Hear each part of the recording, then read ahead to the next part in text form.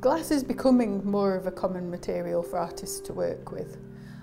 It really took off in the 1950s as a material for sculpture, and since then it's been growing more and more popular.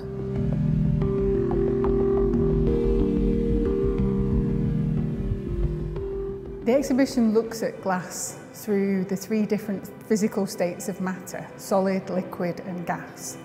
And each room roughly corresponds to different techniques that glassmakers use to work with glass. Glass isn't always light and fragile. Sometimes it can be dense and heavy, like these magic carpets by Elena Matejka. These magic carpets are definitely not going to fly. There isn't really an essential truth to glass as a material. It isn't always transparent, it isn't always fragile, it doesn't always reflect light. So in this room, all the objects are very solid. So it's made using casting and moulding processes that result in very solid objects. So this room looks at gas as a state of matter. Gas is crucial to glassmaking processes, particularly in glass blowing techniques where the air from a glassmaker's lungs is directed into a blob of molten glass and then shaped. And all of these sculptures use glass blowing in really subversive and distinctive ways. This sculpture by Hew Locke is called Mummy's Little Soldier.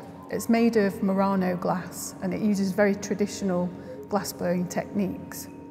Locke is referring in this sculpture to the child soldiers who are caught up in conflicts in the Congo in Africa. Very young children, often drugged and given amulets and potions that they're told will protect them.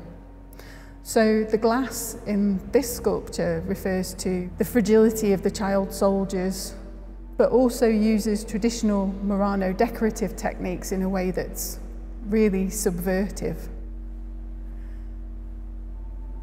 This sculpture by Mona Hatoum is called Cells.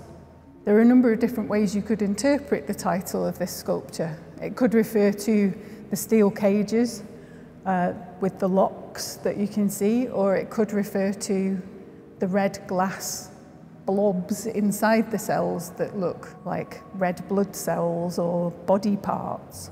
But something kind of abject and maybe bodily and a bit disgusting actually looks really stunningly beautiful when it's made out of blown glass. Liquid glass is where all glass sculpture starts. Nothing can be made without that intermediate stage of melting the grains of silica down to produce liquid glass. But in this room, all of the artists have capitalized on that liquid state and have produced works that are in between solids and liquids. They've cooled to a solid form, but they still retain the liquidity of their melted state.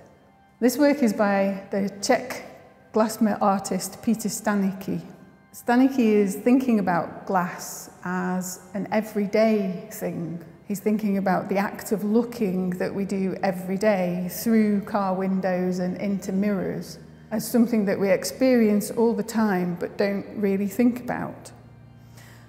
This object is called Mirror Mondeo Bite, and it uses a car windscreen along with this incredible piece of molten mirror glass which is biting into the car window. If you're looking at this piece, it almost looks like you're eating your own reflection. I hope the exhibition shows the versatility of glass as a material for sculpture. It can do amazing and unexpected things, and I hope that it subverts and undermines our preconceptions about what glass is. I hope people are surprised by the exhibition and the artworks.